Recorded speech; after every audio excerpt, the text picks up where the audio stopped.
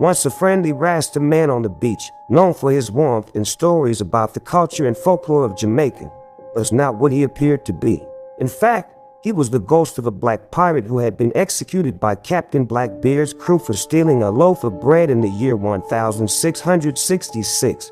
His restless spirit had been seeking revenge on any white person who walked on the beach where he had died for hundreds of years. The Rastaman ghost had a particular hatred for white people, and he wanted to make them pay for the injustice he had suffered at the hands of the pirates. He waited patiently for his victims, disguised as a friendly local, until the time came to strike. His murders were gruesome and violent, with a savagery that left police officers baffled. The first victim was a young couple who had come to the beach for a romantic getaway. They had wandered too far down the beach and found themselves alone, with only the sound of the waves to keep them company.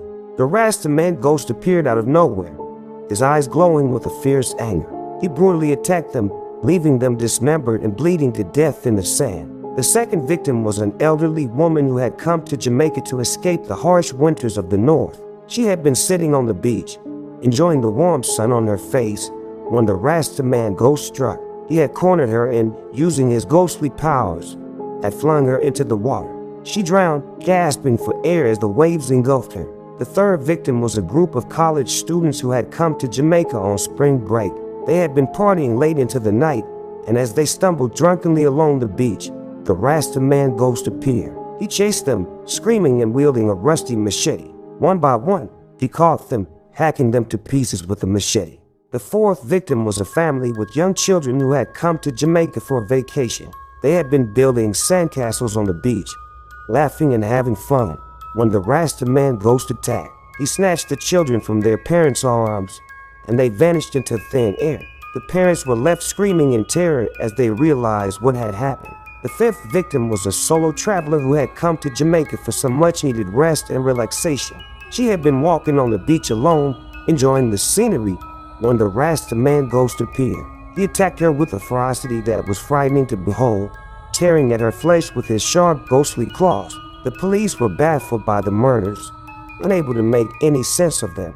They searched the beach, but no clues were found, and the murderer remained at large. The beach was eventually reopened, but many locals were too afraid to visit, knowing that the Rastaman ghost still lurked there, waiting for his next victim. One day, a beautiful mixed-race woman named Sarah arrived on the beach.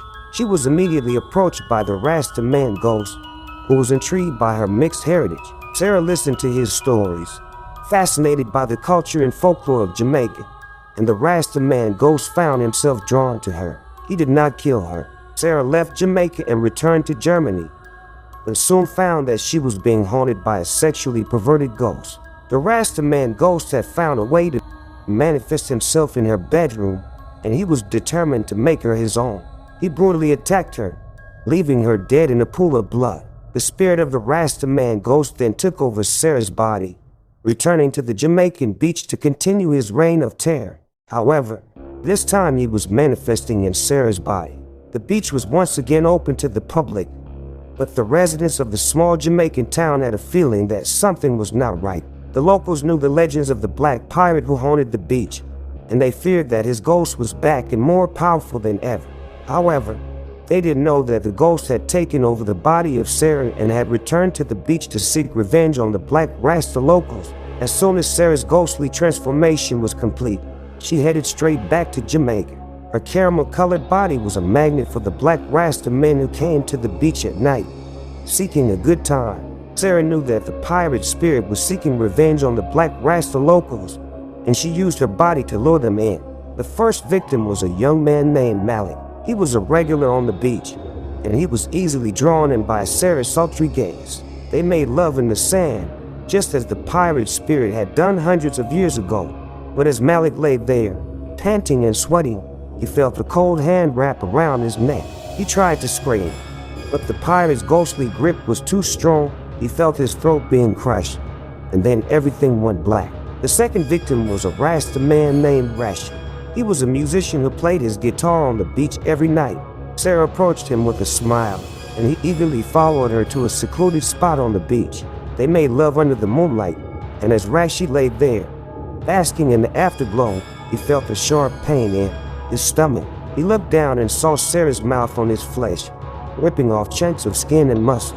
He screamed in agony, but Sarah kept on eating until there was nothing left but bones. The third victim was a Rasta man named Jan. He was a fisherman who had just come back from a long day at sea. Sarah approached him with a seductive sway of her hips, and he couldn't resist her. They made love in the sand, but as Jammer was about to climax, he felt something strange. He looked down and saw that Sarah's body had transformed into a rotting corpse, covered in maggots and worms. He tried to get up, but his body was paralyzed. He felt the pirate's ghostly hands on his shoulders, and then everything went dark. The fourth victim was a Rasta man named Morlock.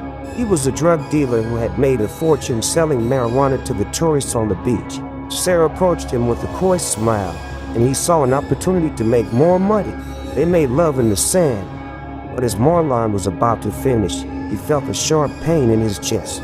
He looked down and saw that Sarah's hand was inside his body, whipping out his heart. He felt the blood pouring out of him, and then everything went quiet. The fifth victim was a Rasta man named Jamali. He was a spiritual leader who had been warning the locals about the dangers of the beach. Sarah approached him with a devilish grin, and he knew that she was not who she seemed. He tried to run, but Sarah was too fast. She caught up to him and dragged him to the spot where the pirate had died. She forced him to kneel down, and then she transformed into the pirate's ghostly form. Jamali tried to pray, but the pirate's ghostly hand covered his mouth. He felt the life being sucked out of him, and then everything went dark. As the sun rose over the beach, the locals found the bodies of the 5 Rasta men, mutilated and torn apart. They knew immediately that it was the work of the vengeful spirit that had haunted the beach for centuries. Panic spread through the community, and many people began to avoid the beach altogether, fearing that they would be the next victims. But there were some who refused to be cowed by the ghost terror. Among them was a group of young Rasta men who saw it as their duty to protect their community. They organized themselves into a vigilante group, determined to hunt down the ghost and put an end to its reign of terror once and for all. The group spent weeks patrolling the beach, keeping a watchful eye out for any sign of the ghost. They spoke to anyone who would listen, warning them of the danger and urging them to stay away from the beach at night. But despite their best efforts, the ghost continued to elude them, striking at random and disappearing into the night. One evening, as the group was patrolling the beach, they spotted a figure in the distance. It was a woman, walking alone along the shoreline.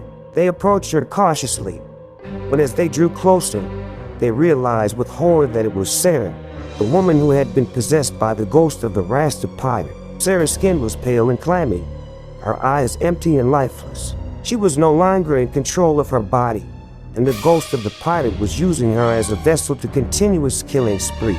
The group tried to restrain her, but Sarah's body was unnaturally strong, and she fought back with a ferocity that was terrifying to behold.